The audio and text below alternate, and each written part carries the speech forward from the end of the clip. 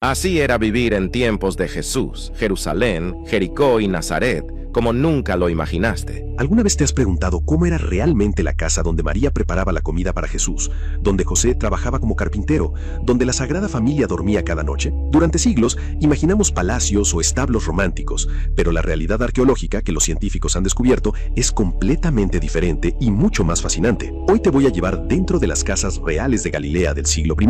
Te voy a mostrar exactamente cómo vivían las familias como la de Jesús, y vas a descubrir detalles tan específicos que cambiarán para siempre la forma en que lees los evangelios, desde cómo cocinaba María hasta dónde dormía la familia, desde cómo se construían estas casas, hasta por qué Jesús usaba ejemplos específicos de la vida cotidiana que ahora cobran total sentido. La Galilea del siglo I. Para entender cómo vivía María criando a Jesús, primero necesitamos entender cómo era Galilea en el siglo I. Esta no era la región próspera y desarrollada que muchos imaginan. Galilea era considerada una región rural, agrícola y relativamente pobre del Imperio Romano. Los romanos controlaban la región con mano dura, cobrando impuestos pesados que mantenían a la mayoría de las familias en niveles de subsistencia. Nazaret, el pueblo donde creció Jesús, era especialmente pequeño e insignificante. Los arqueólogos estiman que en tiempos de Jesús, Nazaret tenía apenas entre 200 a 400 habitantes. Era tan pequeño e insignificante que ni siquiera aparece mencionado en el Antiguo Testamento, en los escritos de Josefo, el historiador judío, ni en el Talmud. De hecho, Juan 1:46 registra la reacción de Natanael cuando le dijeron que el Mesías era de Nazaret. ¿De Nazaret puede salir algo bueno? Era un pueblo tan insignificante que la gente se burlaba de él. Las familias galileas como de José y María eran lo que llamaríamos clase trabajadora. No eran esclavos, pero tampoco tenían riquezas. Vivían del trabajo diario, de la agricultura de subsistencia y de oficios manuales como la carpintería. Lucas 2:24 nos da una pista económica importante. Cuando María y José llevaron a Jesús bebé al templo para presentarlo, ofrecieron 2 tórtolas o pichones de paloma. Levítico 12:8 específicamente dice que esta ofrenda era para los que no tienen lo suficiente para un cordero. Era literalmente la ofrenda de los pobres. Así que cuando imaginamos la casa donde María crió a Jesús, no estamos hablando de una casa espaciosa o lujosa. Estamos hablando de una vivienda típica de una familia trabajadora galilea del siglo I.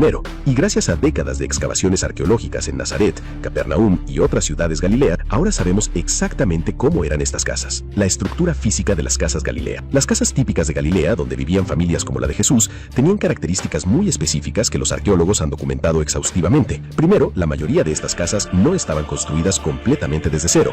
Aprovechaban las formaciones naturales de roca de las colinas de Galilea. Nazaret está construida sobre colinas de piedra caliza, y las familias literalmente excavaban o ampliaban cuevas naturales en estas rocas para formar la parte trasera de sus casas. Luego construían muros de piedra en la parte frontal para cerrar el espacio. Esto tenía múltiples ventajas. Era más económico porque no necesitabas construir 4 paredes completas, la roca natural proporcionaba excelente aislamiento contra el calor del verano y el frío del invierno, y era estructuralmente más sólido. En Nazaret específicamente, los arqueólogos han excavado varias casas del siglo I que muestran exactamente este patrón. Una de las más famosas es la que está debajo de la iglesia de la Anunciación, que la tradición identifica como la posible casa de María.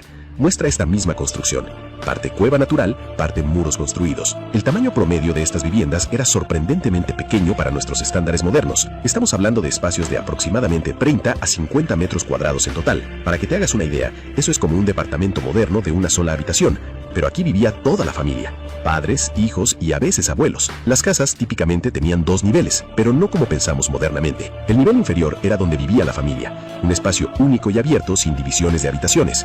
No había recámaras separadas, sala, bebedor o cocina como hoy. Era un solo espacio multifuncional. El piso era de tierra compactada o piedra natural, a veces cubierta con esteras de paja. Las paredes interiores eran de piedra sin terminar o cubiertas con yeso simple hecho de cal y arena. No había decoraciones elaboradas. Tal vez algunos nichos excavados en la roca para colocar lámparas de aceite o utensilios. El techo era extremadamente importante y Jesús lo menciona específicamente en sus enseñanzas. Marcos 4:4 describe cómo 4 hombres hicieron un agujero en el techo para bajar al paralítico ante Jesús. Esto era posible porque los techos galileos se construían con vigas de madera cubiertas con ramas, paja y finalmente una gruesa capa de barro compactado. Este barro se renovaba constantemente porque las lluvias lo erosionaban. El techo plano se convertía en espacio habitable adicional crucial. Era donde se secaban frutas y granos, donde se dormía en las noches calurosas de verano para refrescarse, donde se oraba en privado. Deuteronomio 22:8 específicamente ordenaba construir un parapeto o baranda alrededor del techo para prevenir accidentes, confirmando que los techos eran espacios de uso regular. La vida diaria dentro de la casa. Ahora entremos literalmente a la casa y veamos cómo era la vida diaria de María criando a Jesús en este espacio. El centro absoluto de la casa era el fuego donde se cocinaba. No había chimeneas ni estufas modernas. Era simplemente un área del piso de piedra donde se encendía fuego directamente usando madera, ramas secas o estiércol seco de animales, que era el combustible más común y económico. El humo salía por la puerta o por pequeñas aberturas en el techo. Esto significaba que el interior de estas casas siempre tenía un olor a humo y las paredes se ennegrecían con hollín. María preparaba todas las comidas aquí, cocinando en ollas de cerámica colocadas directamente sobre las brasas o colgadas de ganchos. La dieta era simple y repetitiva. Pan de cebada o trigo según la economía familiar, lentejas, garbanzos, cebollas, ajos, aceitunas, higos secos y ocasionalmente pescado si vivía cerca del mar de Galilea, o carne en festividades especiales. Lucas 11:5 menciona a alguien pidiendo 3 panes a medianoche, mostrando que el pan era el alimento básico diario. Mateo 4:4 registra a Jesús citando: "No solo de pan vivirá el hombre", una frase que tenía peso real cuando el pan constituía literalmente el 70% de las calorías diarias. María molía grano cada mañana, usando un molino de mano, 2 piedras circulares que se frotaban para hacer harina. Jesús menciona esto en Mateo 24:41. 2 mujeres estarán moliendo en un molino, una será tomada y la otra será dejada. No era una metáfora poética, era la realidad diaria que él veía en su propia casa. El agua era otro elemento crucial de la vida diaria. Las casas no tenían agua corriente. María tenía que caminar al pozo del pueblo cada día, a veces 2 veces al día, cargando un cántaro de cerámica sobre la cabeza o el hombro. En Nazaret moderna todavía existe el Pozo de María, una fuente natural que los arqueólogos confirman ha estado en uso continuo desde tiempos antiguos. Juan 4 describe el encuentro de Jesús con la samaritana en un pozo, y ella comenta sorprendida que él, siendo judío, le pide agua. Esto refleja la realidad de que conseguir agua era trabajo diario y pesado, casi siempre realizado por mujeres. Para dormir, las familias no tenían camas como las modernas, usaban esteras de paja o mantas extendidas directamente en el piso de piedra o tierra. Por la noche, toda la familia dormía en este mismo espacio único, probablemente con los padres en un área y los niños en otra. Lucas 11:7 menciona a alguien diciendo: "No me molestes, la puerta ya está cerrada y mis niños están conmigo en cama", confirmando que toda la familia dormía junta en el mismo espacio. Por la mañana, simplemente enrollaban las mantas y las guardaban, liberando el espacio para las actividades del día. La iluminación era mediante lámparas de aceite de oliva, pequeñas lámparas de cerámica con una mecha que daban luz muy tenue. Mateo 5:15 menciona poner la lámpara en un candelero para que alumbre a todos en la casa. Con espacios tan pequeños, una sola lámpara iluminaba todo el interior, pero débilmente. La mayoría de las actividades se realizaban durante el día, aprovechando la luz natural que entraba por la puerta abierta y tal vez una pequeña ventana. Los animales y el espacio compartido. Ahora viene algo que sorprende a muchos, pero que es crucial para entender cómo vivía la familia de Jesús. Los animales domésticos vivían dentro de la misma casa con la familia. Esto no era por falta de higiene o conocimiento, era diseño intencional por múltiples razones prácticas. Las casas galileas típicas tenían el piso en 2 niveles ligeramente diferentes dentro del mismo espacio. La parte más baja, cerca de la entrada, era donde se guardaban los animales por la noche: burros, cabras, ovejas, gallinas. La parte ligeramente más elevada, tal vez 30-50 centímetros más alta, era donde vivía la familia. Los animales no se quedaban afuera por varias razones importantes. Primero, eran extremadamente valiosos y había riesgo de robo. Un burro o una cabra podían representar meses de trabajo y ahorro. Segundo, los animales generaban calor corporal que ayudaba a calentar el espacio en las frías noches de invierno. Tercero, tenerlos cerca facilitaba alimentarlos y ordeñarlos temprano en la mañana. Y cuarto, protegía a los animales de predadores como lobos o chacales que merodeaban de noche. Los animales comían de un pesebre, un comedero tallado en piedra o hecho de madera donde se ponía paja o forraje. Y aquí es donde Lucas 2:7 cobra un significado completamente nuevo. Y dio a luz a su hijo primogénito y lo envolvió en pañales y lo acostó en un pesebre, porque no había lugar para ellos en el mesón. Durante siglos imaginamos esto en un establo separado, pero los eruditos bíblicos modernos entienden que probablemente ocurrió en la sección de animales de una casa familiar normal. La palabra griega traducida como mesón es más bien kataluma, que significa habitación de huéspedes o el espacio familiar principal. Cuando María y José llegaron a Belén para el censo, probablemente se quedaron con familiares, pero como la casa estaba llena de otros parientes que también habían llegado para el censo, el único espacio privado disponible para que María diera a luz era la sección de los animales en el nivel inferior. El pesebre servía perfectamente como cuna improvisada. Esto hace la historia aún más humilde y real. El Hijo de Dios nació literalmente en el área de animales de una casa de familia trabajadora, acostado en un comedero de animales. No era un establo romántico separado, era la dura realidad de una familia pobre sin espacio suficiente. Y cuando Jesús creció en Nazaret, su propia casa probablemente tenía esta misma configuración, con animales en el nivel inferior. Él despertaba cada mañana escuchando las cabras y gallinas, respirando el olor de los animales mezclado con el humo del fuego de cocina. Esto explica por qué Jesús usaba constantemente ilustraciones sobre ovejas, cabras, gallinas y agricultura.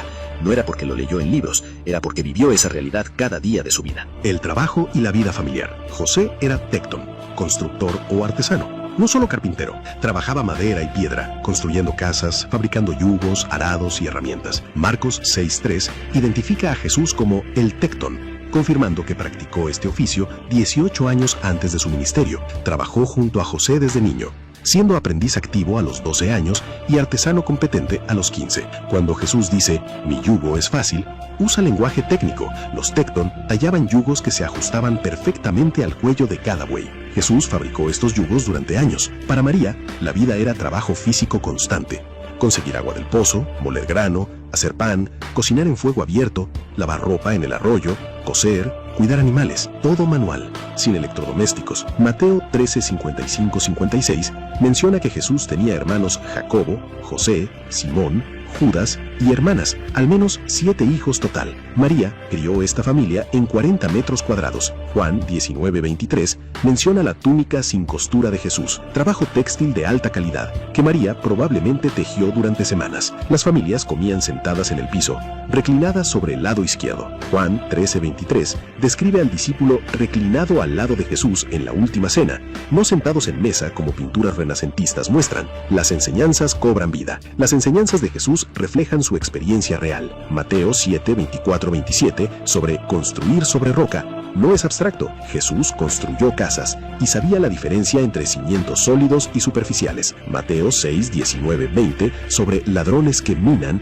describe literal realidad. En casas de barro, los ladrones excavaban las paredes para robar. La palabra griega dioruso significa cavar a través. Lucas 15:8 sobre la mujer que barre buscando una moneda describe lo que vio hacer a María repetidamente. En pisos de tierra con luz tenue, perder objetos era fácil y una moneda representaba alimento para días. Mateo 5:14-16 sobre la luz que alumbra a todos en la casa era literal.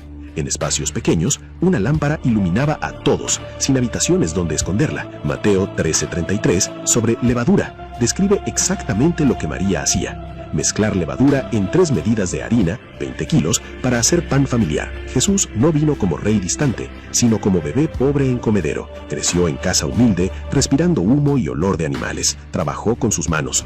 Compartió espacio estrecho. Comió pan simple. Durmió en estera sobre piedra. Experimentó todo. Pobreza, trabajo duro, cansancio, hambre. Hebreos 4:15 fue tentado en todo según nuestra semejanza, pero sin pecado. Jesús entiende perfectamente luchar económicamente y trabajar hasta el agotamiento, porque lo vivió.